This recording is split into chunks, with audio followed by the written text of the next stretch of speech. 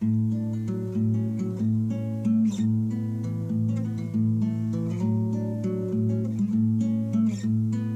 everybody, welcome back to Conscientious Omnivore. My name is Pal.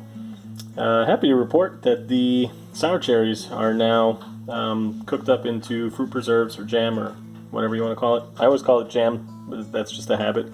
I looked up the difference between preserves and jam and jelly a long time ago, and basically it has to do with the amount of fruit. So it's actually very, very much fruit preserves, but I just call it jam. So anyway, if anybody's ever been confused watching any of my videos about canning fruit before. But yeah, we got a pretty good haul. So this is the just over 7 kilos worth of sour cherries.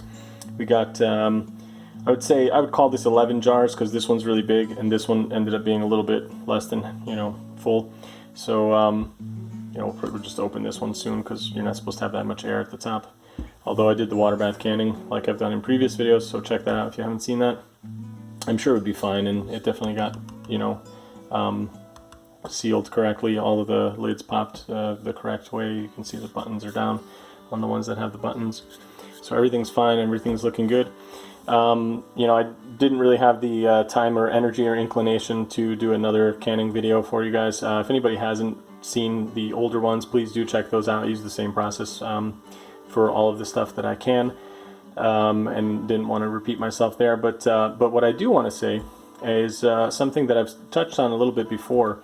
The benefits of canning are numerous, and I've talked about that in my canning video.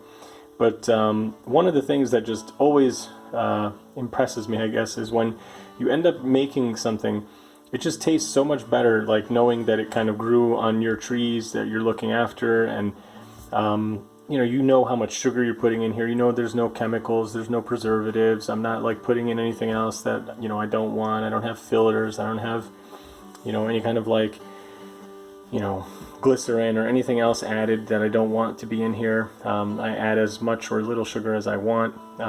I've done preserves in the past with dates, for example, to sweeten them. So it's just a really nice way that you can really kind of tune the canning to suit your needs. I was actually kind of working together with my brother and helping them put away some preserves as well. And one of the things that they did was they put in mint in one of the batches that they were putting away to really kind of give it some additional kind of flavor and spice it up. And they've done that before as well with various fruits. They will sometimes add various spices or things like that. And sometimes you can get some really interesting combinations. I think they've done like basil with applesauce and stuff like that, and just really interesting combinations that sometimes work really, really well. And it's just fun that you can just try out some different things. And I think it's just so much fun. And having these kind of in your pantry, and then during the winter or like fall time when you don't have as much fruit available to you can just take these out. It's just such a nice treat. You kind of have that, I don't know, like just really awesome way to get some vitamins, minerals, etc. You can see the nice dark color. You're gonna get a lot of like minerals and antioxidants. I think there's even probably high iron in here. I'm not sure, I have to look that up, but yeah, you're just getting a lot of nutrition in there, especially if you don't just fill it with sugar. But yeah, it's just really happy. I couldn't be happier, couldn't be more pleased. Wonderful bunch of sour cherries put away now. I'm going to put these in the pantry. They're all cooled off. And yeah, that's it. I think I've blathered on enough.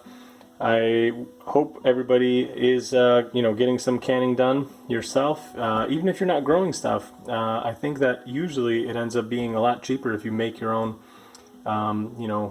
preserves. If you're buying stuff at the farmer's market in large batches, you can actually save quite a bit of money if you learn how to do it yourself. And like I say, you get the benefit of knowing exactly what goes in there. So even if you don't have a garden yet, or you don't have a food forest, or you don't have anything going, you can still do your own canning and get some benefits from that. So yeah, just wanted to encourage everybody to give that a shot, and hope everybody's good. See you in another video soon, and take care. Bye.